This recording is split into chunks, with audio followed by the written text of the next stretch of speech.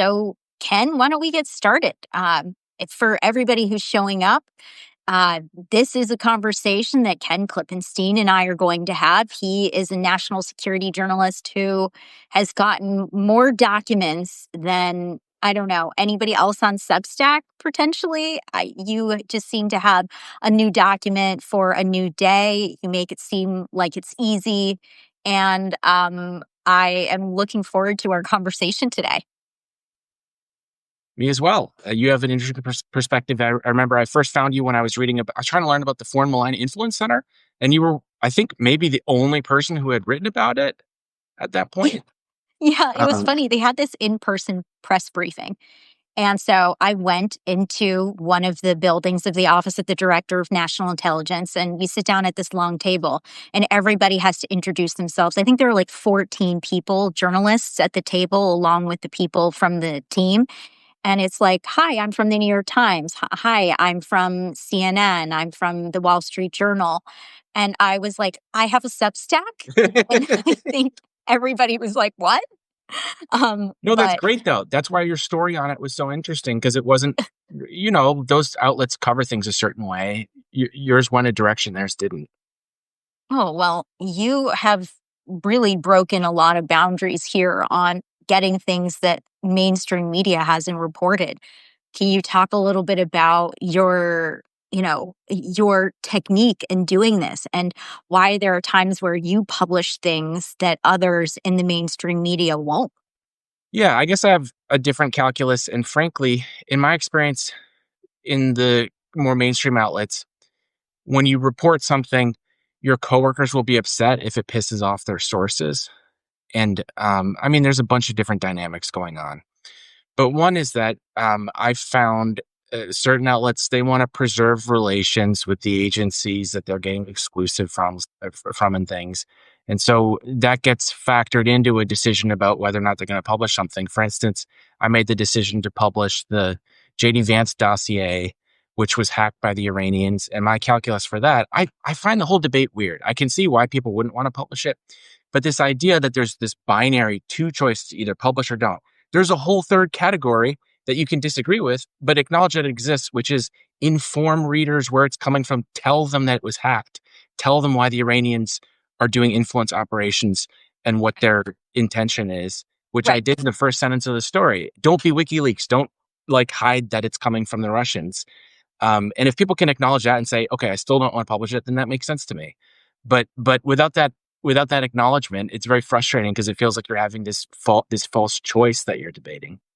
Yeah, I mean, contextualizing where the information came from is something that is important to do in the work that we do. Obviously, if you're talking to a source whose name can't be mentioned, whose affiliation can't be mentioned, that's different. But when it comes to this document and why it was chosen not to publish it, saying that it was hacked by the Iranians, and this, of course, being opposition research that was meant to show what J.D. Vance cared about, what his vulnerabilities were. And it was interesting to read. There was value in seeing it. Yeah, that's the thing. It was also, that was another aspect of it that made it an easy call for me personally. I don't know why it's seen as controversial, because all the information in there is open source. I went through and I checked to make sure that they hadn't injected anything that maybe wasn't true. And it was like every single fact point you could find there in the open record. There was no salacious allegations, as with the Steele dossier. If you're reporting something where it's like, who knows if any of this is true, I can't corroborate it, that's a completely separate category, and one which I think it makes sense to ask these questions of, how do we know we're not getting looped into some broader influence operation here? But in that case, something about the vice president, about his position on policy, if that is not newsworthy, I don't really know what it is. So to me, I guess I just had a completely different take on that than a lot of outlets did.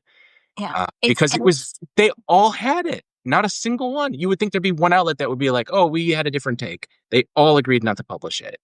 Yeah, it's interesting to be in this independent space where you get to be the one to make the decision and apply very different thinking. And so before we get into more of the shutdown details, can we talk about what the effect was for you of having that document come out on your Substack, besides the fact that you have so many followers and clearly people are interested in it? Well, that was a crazy moment because then I got a visit from the FBI about a week after that, I and I remember started seeing that. hearing I think you posted that on Instagram. I was like, wow, what a day you're going through. yeah, it was chaotic. And again, it was this weird position of like, honestly, I really thought, and I understand some people might disagree with me, but there really was a thought process to it. And I described my reasoning, and it just didn't feel that controversial. So I was frankly surprised by the backlash. I thought I was going to put it out, and the reaction would be like, "Oh yeah, this is all public stuff. What's the big deal? Like this whole freak out was silly." And it was the exact opposite of that. Elon Musk ends up tweeting about me, and I get my account suspended. At the time, I was told it was permanent. There was a backlash to that, a backlash to the backlash, and then they reinstated me. But yeah, it was this whole tempest over something that to me didn't really feel. I mean, I got all these accolades for having the courage to publish it. And it's like, wasn't classified, didn't honestly, I mean, no one was in danger by publishing. Like, didn't feel like that big of a deal to me. So it's kind of a weird experience. So the FBI, was it just an interview to see how you obtained the information, or what do they even want? And it was so weird. It was just a notification. And it was this very young, polite young man who I thought was a nice guy and sort of pencil necked, like kid that looked like he might have tripped over his umbilical cord on the way over. He was so young. I wanted to be like, oh my God, you could be like my youngest sister's age. And he was actually apologetic. He was very polite. And he was even kind of like, this is sort of weird. I don't know about the FBI like visiting journalists like this, but you know, we got our order from Washington, so I have to read you this statement. And so it was this very stilted. It felt like something out of Burn After Reading because it was like not like the Jason Bourne picture of these scary guys that are going to beat down your door and they're interrogating you. It was the exact opposite of that. And so he just read this very, very stilted statement. It's like you were the target of, you were the recipient of a foreign influence, blah blah blah. And then at the end of it, I said, yeah, I know. I said that in the first sentence of the story. He goes, oh, wait, I haven't read the story. And I was like, you're visiting me over a story that you haven't read. So it was a very good experience. And I've had this again and again where you've probably had this experience too. You worked in government, but I didn't. And so when I covered national security state, I was thinking it was going to be like all this Jason Bourne stuff. And I've seen a lot more like the other category, just ordinary people doing their best. And in some cases being like, yeah, I don't know about this, but this is what it is. I mean, there's a lot of conversations that people don't expect to happen inside the State Department. Like I learned earlier on in September that there's like a rat report that people inside the State Department are getting, literally a rat report. And what I mean is like actual rats, Like because not like now insider that threat, like a physical creature. yes, the physical creature, not the act of ratting people out, though we can talk about that too. But because some of the maintenance has been cut from the State Department, the mouse problem has evolved into a rat problem. And they are like literally taking bananas and measuring dead rats with the banana. Like it's ridiculous. So the things that happen in some of these places, there's so much we could talk about on that. I was out earlier this morning and I walked by several members of the National Guard, and it was just such an interesting sight to see them walking around, very peaceful. I've talked to several of them. They've always been very pleasant, very kind. They're not attacking people as far as I have seen. And but I think about how there are so many people who are at home today, not doing anything. And then there are the people who are doing their jobs, but not getting paid for it right now. Yeah. And we don't know how long this is going to be. So let's think about what this means. And you sent me a whole bunch of documents today for this. Where do you want to start? Okay, so I just like everything we've been talking about. Our goal is to demystify this thing that has a very Hollywood set picture that doesn't reflect the reality of measuring rats against bananas and just the absurdity that we see that you'd see in any workplace. There's so many ways in which the intelligence community and the national security state reflects an ordinary workplace, both good and bad. Good in the sense that there are a lot of well-meaning people, and also bad in the sense that there's also a lot of absurdity, and that just because they do secret squirrel stuff doesn't mean that they're impervious to error or the silliness that you'd see in any other workplace. So we pulled together, it's a Department of Homeland Security, which represents the largest law enforcement personnel group of any agency in government, as well as as well as the Justice Department.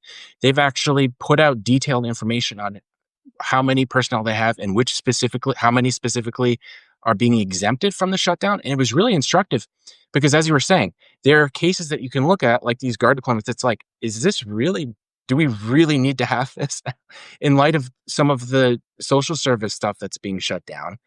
And that's what came across here. So what jumped out to me at first was the fact that the FBI, let's see here, they list not a single person is exempted by the shutdown. The shutdown does not apply to any one of the FBI. And I could certainly But imagine.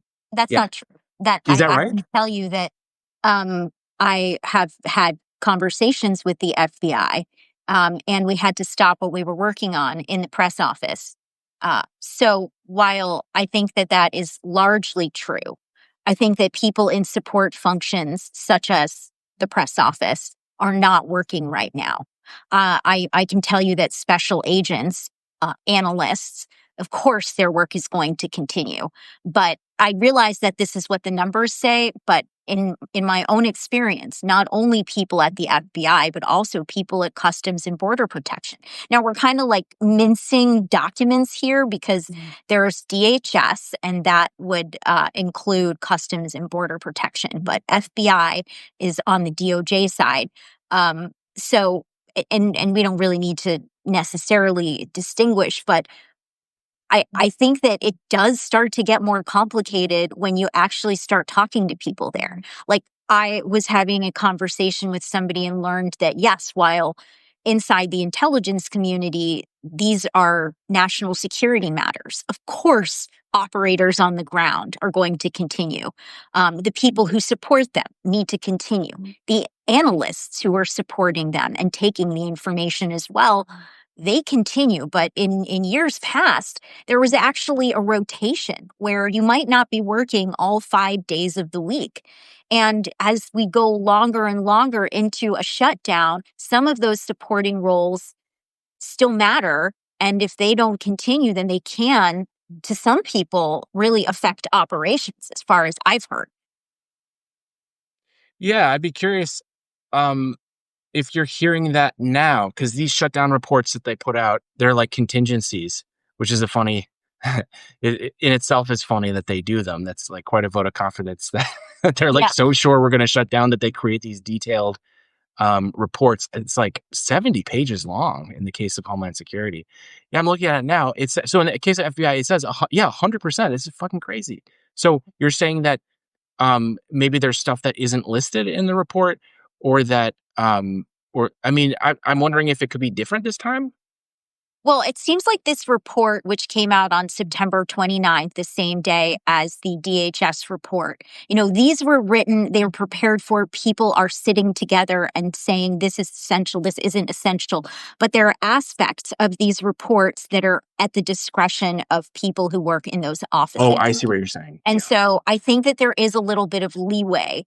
And so I know from having spoken to people in some of these places that they are not going in, they are not doing some of that work.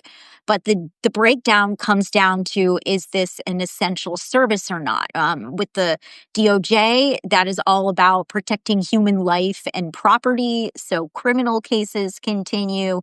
The National Security Division continues. I talked to somebody who has knowledge of this office, and this person said that in years past, the furloughs haven't really affected them, but really more just that this office has been hollowed out, that the Assistant Attorney General, Matt Olson, had resigned earlier this year for political reasons. And while, yes, that position was filled, the Deputy Assistant Attorney General level, those positions have remained open. So whether or not they're furloughed, that was really what that person was telling me. But it really like depends on each office. And yeah, I mean, these are the plans. These are the plans. One thing that I thought was interesting, Ken, was how in DHS one. Did you notice that there was a typo on the Office of Homeland Security situational awareness?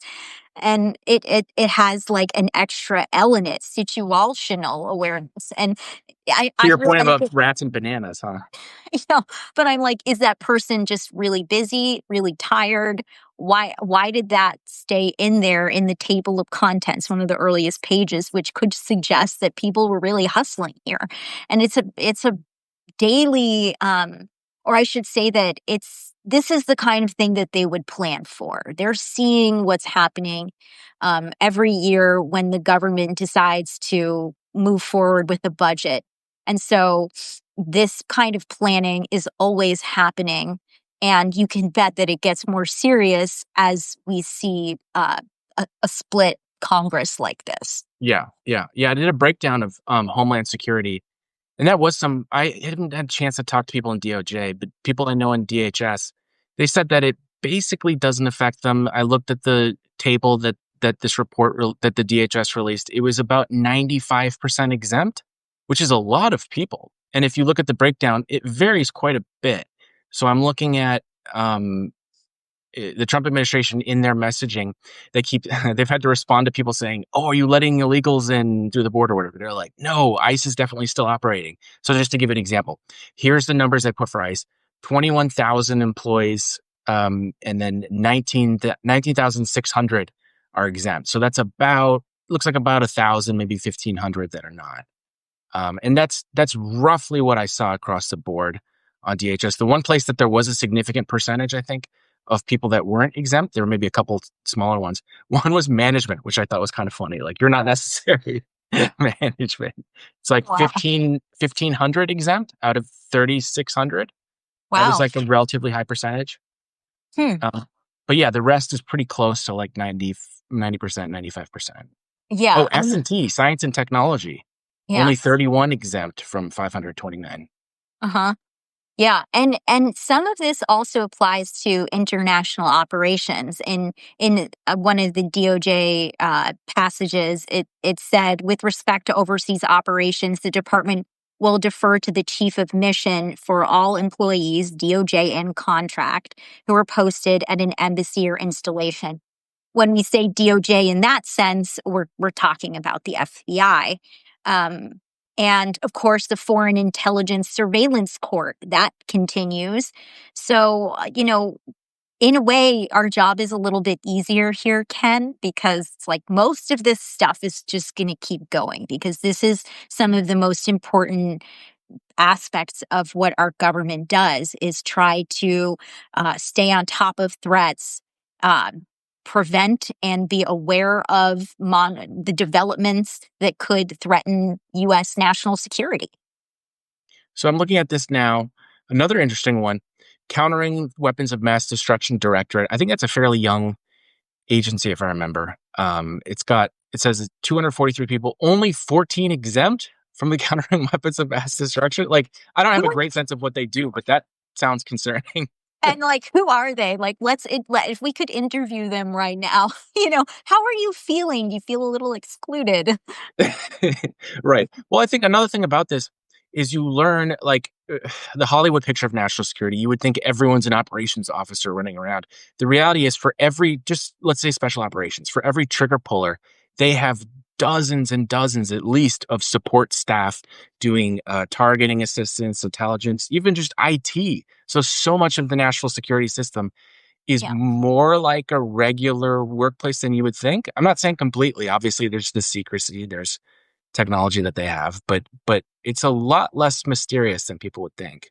And that saying, it takes a village, it really does take a village to support these operations. There are so many people who are out there on the front lines, but they need the support of others in headquarters. Maybe they don't want the support in headquarters for some of the agencies, but they are working with a team of people to stay on top of surveillance of a person's cell phone, home, uh, building stories around them if they're working in counterintelligence to try to continue getting forward in their operations, whether they're trying to recruit somebody.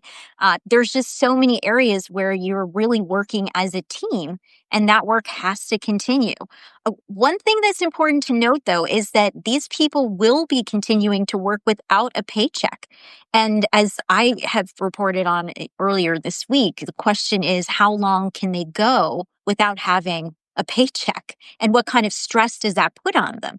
So one person who is familiar with that world, one source, told me that applying to the NSA as well as other agencies, quote, it takes the entirety of NSA to support the operational mission um, of HR, foreign partner relationships, tech support, upgrades, legal support, contracts, etc. Shut down those key activities for an extended period, and it affects collection and analysis reporting. But also that this will have real effects in drawing people away, their focus away from complex missions. I mean, imagine if you are uh, trying to gain access to a system in China and every stroke on the keyboard matters, and you're worried about whether you're going to be able to pay your mortgage. Or, I mean, if you're on the ground in a hostile environment and every move that you make matters, and you're having to worry about if you're going to get paid for this work. We've seen back pay, but I think that it adds another layer of stress, and that human element can't be ignored. I'm curious, I have to look at these numbers and feel a little bit skeptical that there isn't some role politics is playing here. Not just obviously the shutdown, but like how they're picking, because the Office of the Inspector General, which conducts oversight, they're kind of like the Gestapo of these agencies in terms of like rooting out waste, fraud, and abuse. Obviously, they'll have a contentious relationship with the agencies they're overseeing. Only a minority of them are exempt, and that's one of the only agencies that's the case. So 766 personnel, it says, which is not very many, but only 300 are exempt. And then you go to Secret Service, which I would imagine has a lot of political clout. It's almost everyone is exempt, and that's not necessarily like wrong. But then it's like IG has an important task too. I don't know. I don't have a good sense of how the politics of these agencies work. Do you think that plays a role at all in who gets to be exempt? Well, I think that personal security, which is what the Secret Service is often providing, as well as monitoring threats in real time when we have lawmakers traveling and when foreigners come to the United States, that is a very real time sensitive responsibility. Whereas if we went, say, a month or so, an inspector general might have work to do, but it might not be as time sensitive as what I've just described. Um, so I feel like that those kinds of deliberations might be where those decisions fall. Of course, I'm not in these conversations, so this is all just speculation. Um, and the larger question of, is politics involved in this? Well, I think that we're looking at decisions that come not specifically from the White House, but from leadership in these particular agencies. And so their key goal is to keep things running as smoothly as possible. And maybe there are differences in policy decisions, but when it comes to personnel, you want to be able to keep your people doing the work, and you want Well, so to. I guess I'm a little skeptical of the point that this is just operational people. I mean, I'm just looking at the Homeland um, figures, and almost all of FLETC is exempt, and isn't that mostly training? That's FLETC stands for Federal Law Enforcement Training Center. So it's like, what? How would that be? Well, I did see this in the document, and what it says is generally training of state and local officers should be canceled during a lapse of appropriations. However, components should use their judgment. It goes on to say, generally training for international law enforcement officers occurring in the United States will be canceled. However, with respect to training international law enforcement officers abroad, such as training officers who will be working in a combat zone, components will use their judgment. So basically, it's saying this is what we recommend, but I, then there will be different people who make decisions about what stays and what is so it goes to your earlier lost. point that there's a lot of discretion at play here. Yeah, there's definitely space that's built in. And I mean, there are areas that obviously continue, things like counterterrorism, international terrorism. Interesting that it also mentions domestic terrorism. I know you've done a lot of reporting on Tifa and how the president had issued an executive order around going after Antifa. Of course, there is no actual legal basis for that to happen right now. But the question then is, how does that work in a time of government shutdown too? But so I mean, a lot of things in the national security space will be continuing is really the general gist. But yeah, it'll be interesting to see how long this goes and whether we'll start hearing, you and I and other national security reporters, from people who say, well, this has stopped and actually this is Right. really important. It's still early days. I'm surprised at how I don't know how to put this exactly, but like the Trump administration has been willing to go farther than any I can remember in like having these flashing red banners saying the radical left, or I saw one pop up on like housing and urban development. It was like the radical left have caused the shutdown, and so this website can't be maintained. I'm surprised that I haven't seen any kind of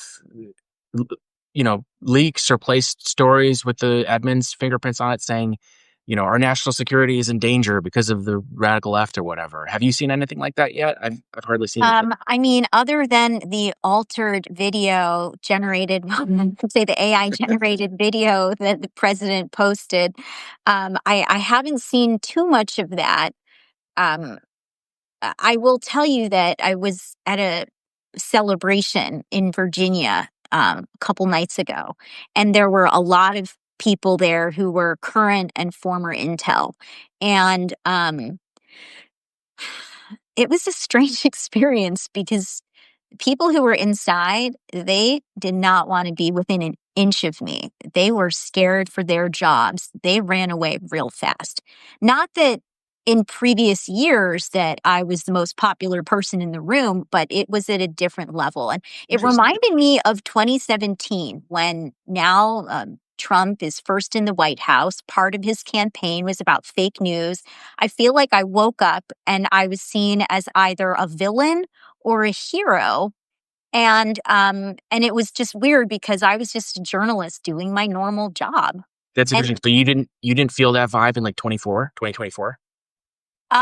you know, uh not really. I feel like people kind of got used to the fake news theory and they just sort of shrugged it off. Okay, if you're from CNN, maybe you're an enemy, and if you're from Fox, and we're cool with you, or vice versa, depending on who we're talking about.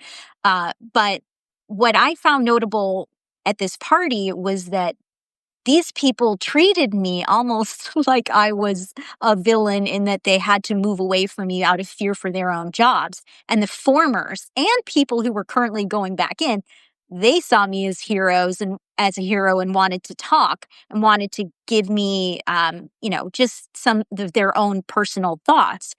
And it was in this microcosm of the Intel community that this happened.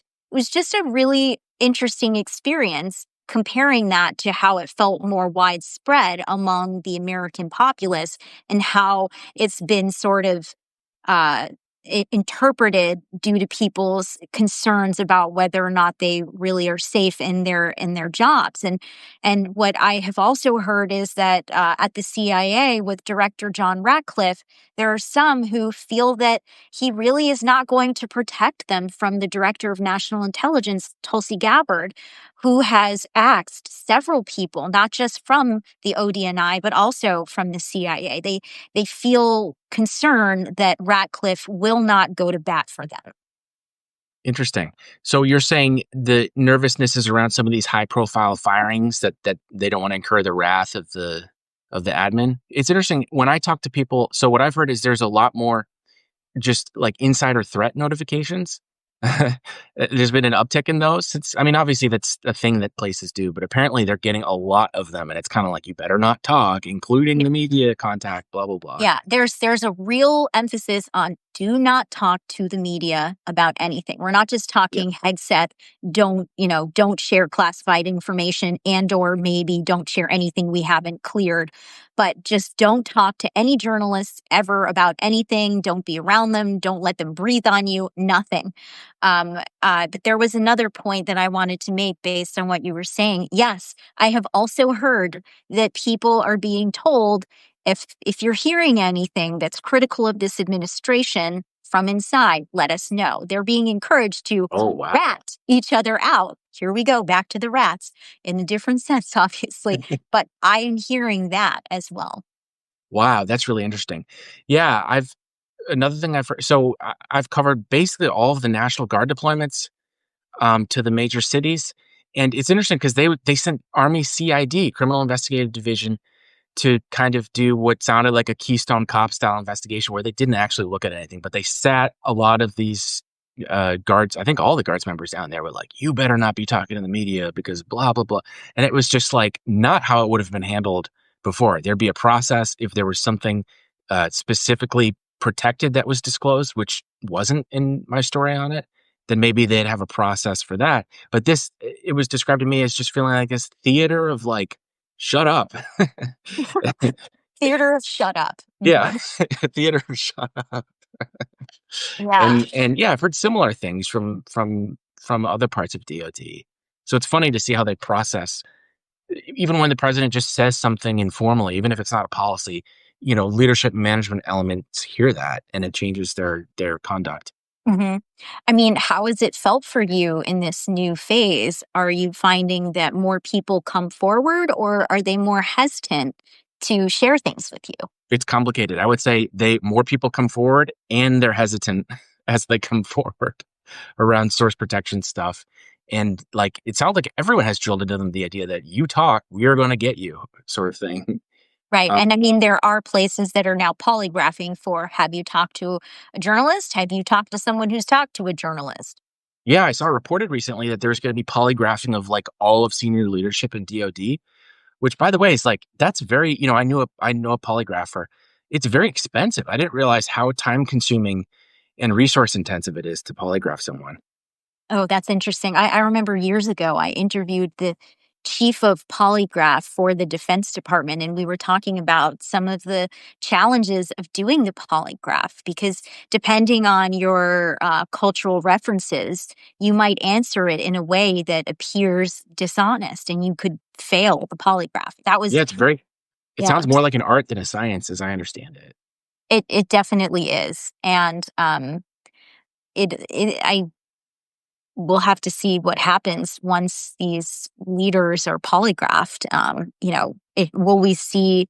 I think that the Quantico meeting there was trepidation around the possibility of more people being cut, and of course that's not ultimately what it was. It was about anti DEI policies, but I think there's still a sense of unease. I don't think anybody feels secure in the work that they're doing right now. But I will say that I know people who don't work in the IC who are going back into the IC. They previously worked there and they're getting back in.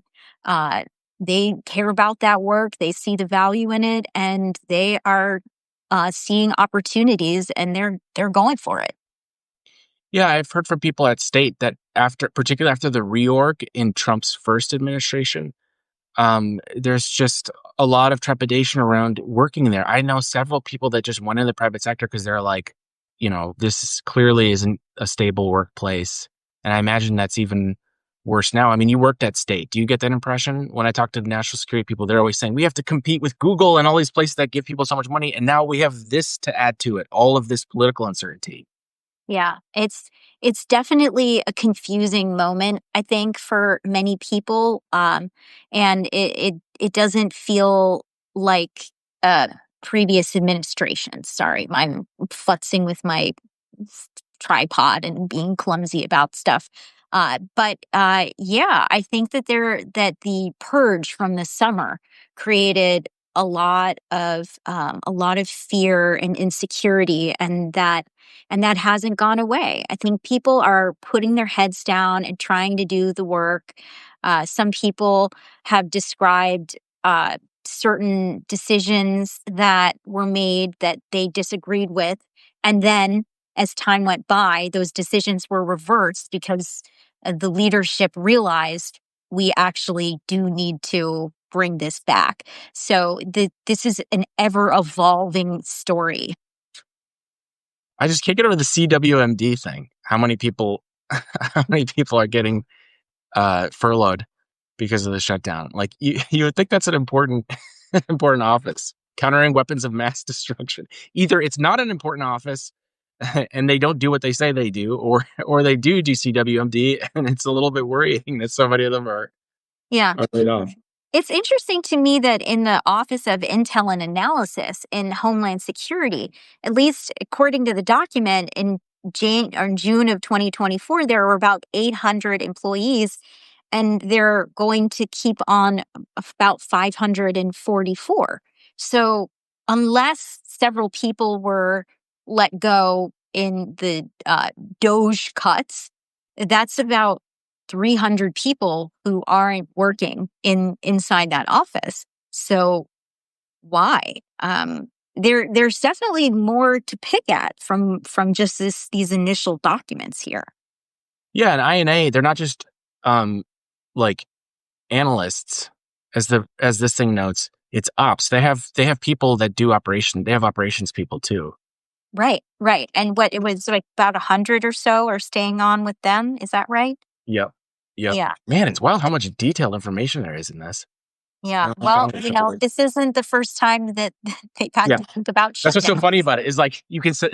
They clearly think they can set their watch by these shutdowns, and so they Yeah. create these Yeah. things. And also, though, it's worth thinking about what Russia, China, Iran, North Korea, Cuba, Venezuela, what these countries are able to exploit, whether it comes to disinformation campaigns, their own covert operations.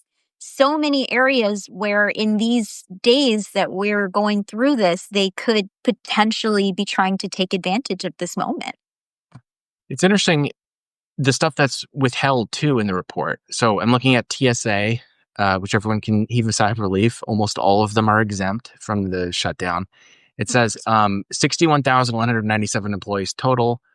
And it says this number does not include law enforcement officers serving as federal air marshals who are accepted, as the total employee number is sensitive security information. So these numbers probably don't even include some of the operational figures for different agencies. Hmm. Right. And I think that they're going to be careful about what numbers they put in these documents if they're public facing. When it comes to looking at foreign adversaries, they're not going to disclose, for example, how many people work at CIA or NSA. We're not seeing documents on that.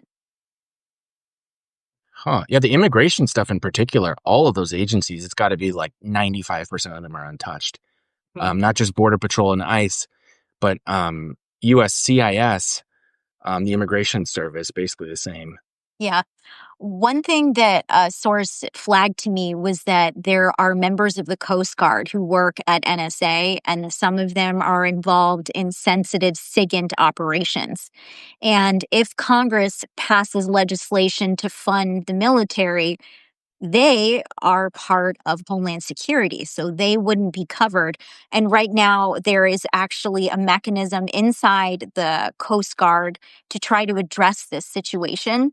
I think that officers can start applying on October 10th for financial assistance during this lapse. But it creates just a lot of administrative chaos as well as the other things we're describing here. Yeah, it'd be interesting just to know the amount of money that gets lost I mean, one can imagine in one's own life when something happens, you just aren't as productive. Yeah, yeah. Well, I should probably hop off. I have a meeting that starts at 2 o'clock, 5 minutes from now. But I'm glad that we got this time to have a chat, and thanks for flagging this and taking some time to break it down with me, Ken. It's great talking to you and hearing a perspective of someone who was actually in and also has worked at major media organizations and has a sense of this whole, because such a complicated, the shutdown is like a media government kind of event, right? Like as the parties try to message about it's the other guy's fault. There's so many complicated dimensions to it. Yeah, and it gets more complicated, I think, as time goes by. But I really enjoy seeing what you're up to. For people who follow me, make sure you also follow Ken because he gets things that nobody else is getting. And Seriously. check out Sasha's page. She has a lot of sources that I can tell you I definitely don't have, and perspective from having been in government. So recommend her site. Well, we'll just have to keep doing some of these. Yeah, let's do it again. This is fun. Cool. Okay, sounds good. Well, All right. have a great day in Wisconsin, and hope you don't get an FBI visit today. Have a good weekend, guys. Bye all. Everybody, have a great weekend.